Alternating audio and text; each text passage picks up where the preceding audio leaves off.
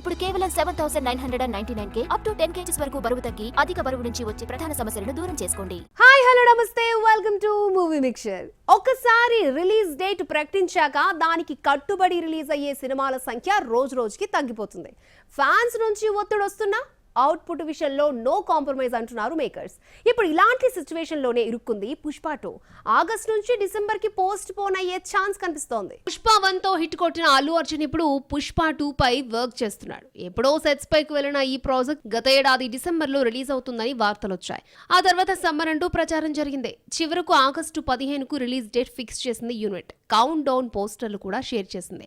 August 15 కి cinema విడుదల చేయాలని మేకర్స్ కు బన్నీ హుకుం జారీ చేశాడని టాక్ వచ్చింది. కానీ ఇప్పుడు ఆగస్టు 15 కి సినిమా రిలీజ్ కాకపోవచ్చని ఇండస్ట్రీ వర్గాల్లో జోరుగా చర్చ జరుగుతోంది. ఫస్ట్ కాపీ రెడీ అవ్వడానికి 4-5 నెలలు టైం పడుతుందని టాక్ వినిపిస్తోంది. పుష్ప టీం నుంచి అందుతున్న సమాచారం ప్రకారం పుష్ప 2 వాయిదా పడ్డం పక్కా. రీసెంట్ గా స్టార్ట్ అయిన కొత్త షెడ్యూల్ ఆగస్టు చివరి వరకు జరగనుంది. అందుకే మేకర్స్ సినిమా రిలీజ్ ను వాయిదా వేయడం దాదాపు ఖరారైనట్లు తెలుస్తోంది.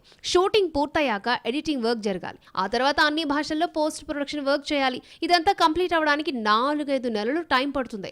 అందుకే పుష్ప 1 లానే డిసెంబర్ లోనే రిలీజ్ చేయాలని మేకర్స్ నిర్ణయించుకున్నట్లు తెలుస్తోంది. మరి ఇదే నిజమైతే మిగతా పాన్ ఇండియా సినిమాల రిలీజ్ డేట్ల విషయంలో ఖచ్చితంగా మార్పులు జరిగే అవకాశం ఉంది.